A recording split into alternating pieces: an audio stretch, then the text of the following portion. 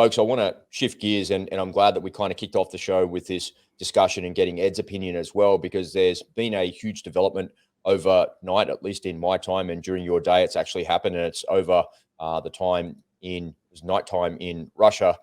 So I've just got this video here that I'll play for you. I can't play the entire video because of the policy on YouTube, but if you pop over onto Telegram, you can see the whole video, and there's a couple of different angles of it, but I'm just going to show you this video. So the Kremlin was attacked, and as I mentioned, you can see the Kremlin is like the parliament building of Russia, right? So that's where everything is going on. That's where all the decisions are made. And if you look in the foreground here, you can see the seats that they're getting ready for the May Day parade on May the 9th in 5 days' time.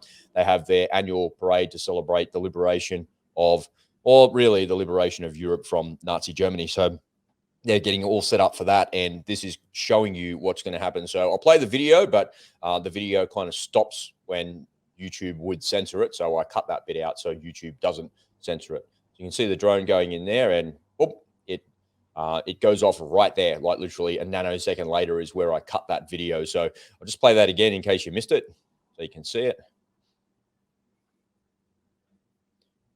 And boom, there it is. So, I look at that. It's kind of funny when you see the actual full footage. It looks like it bounces off the roof.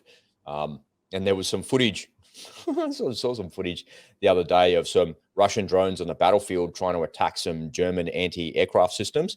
And the drone previously has been quite effective against Ukrainian and allied vehicles. There's lots of footage of that. They're called all-on drones. And they come on in and, they're not all-on drones. They're a loitering munition. A funny looking thing. It's got looks like a crisscross sort of thing. I can't remember the exact name of it. I'll think of that and I'll share it with you. But they've been quite effective at destroying vehicles, destroying artillery pieces, and used against troops in the open as well. And this anti-aircraft system is the ideal system to engage with these drones because it can see them and it shoots them down with, not with missiles, but with bullets and rounds. And the drone comes in and it literally bounces off the thing, and like the armor protects it and just bounces off. And it's like, oh, well, that's good. Your drone's not going to work against that stuff. So, the armor that we have that asymmetric capability against them. And when you look at this drone attacking the building, you'll see the full footage of it when you look on Telegram, and folks, just have a look at the link down below in the description and you'll be able to see that like in 2 seconds. You'll see it and you go, that was really ineffective. It looked like it bounced off the building as well. But there's some subsequent footage that goes on a little bit later that shows you the building on fire. And for some reason, I just had this song in my head. Remember the roof is on fire. I saw that, and I'm like, the roof was on fire in the Kremlin, and I don't, trying to make light of it and say that it's funny. There's a couple of things that have happened as a result of that. So Zelenskyy is over in Finland, and he came out publicly and stated that it wasn't them, and they didn't actually do it. And I got a little screen grab of something that I saw in one of my socials here. So this idiot here, Dmitry Medvedev, came out and said after today's terrorist attack, he called it a terrorist attack. Meanwhile, they've fired like literally hundreds of missiles in the last couple of months at civilian targets, and they're calling this drone thing a terrorist attack. After today's terrorist attack, there are no options left except for the physical elimination of Zelenskyy. He is not needed even to sign an act of unconditional surrender. Wow. Hitler, as you know, didn't sign either. So just read between the lines of what he's saying, right? There are no options left except for the physical elimination of Zelenskyy. Imagine if I came out and said there's no options left for that. I would be cancelled instantly. He's not even needed to sign the act of unconditional surrender. So that's the expectation that these Russians have, is that there's going to be an unconditional surrender. So my view is that in the military, I just know from being an infantry guy, right?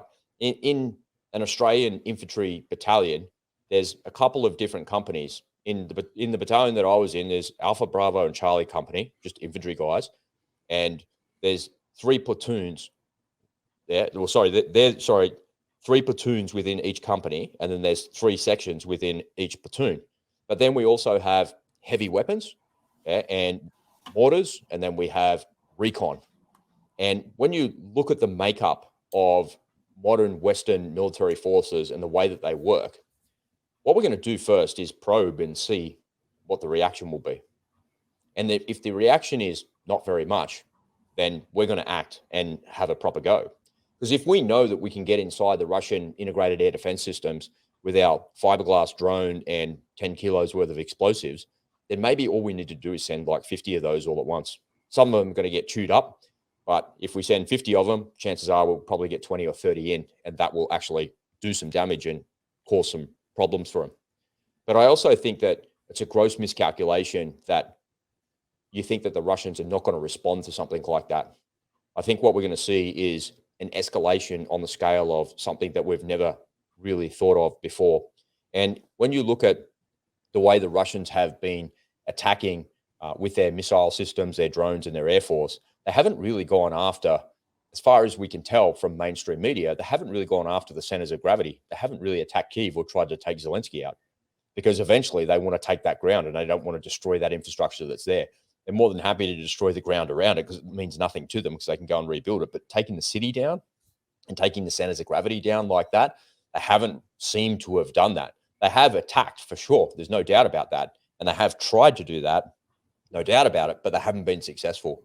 So maybe they're going to take the gloves off and this is going to escalate to something that we haven't seen before. And if the number 2 person in Russia is now calling for the elimination of the number 1 person in Ukraine, which they haven't called for before, they're looking for some sort of negotiated peace where the Ukrainians surrender their ground and give up what they want to give up. But the Ukrainians are like, we're never giving up anything. You have to leave and give us all the ground back. I just wonder where this is actually going. And it's starting to feel like it's a massive escalation. And the problem that we face, tell me what you think here, Ed, is that we're looking at this thing from a day-to-day perspective.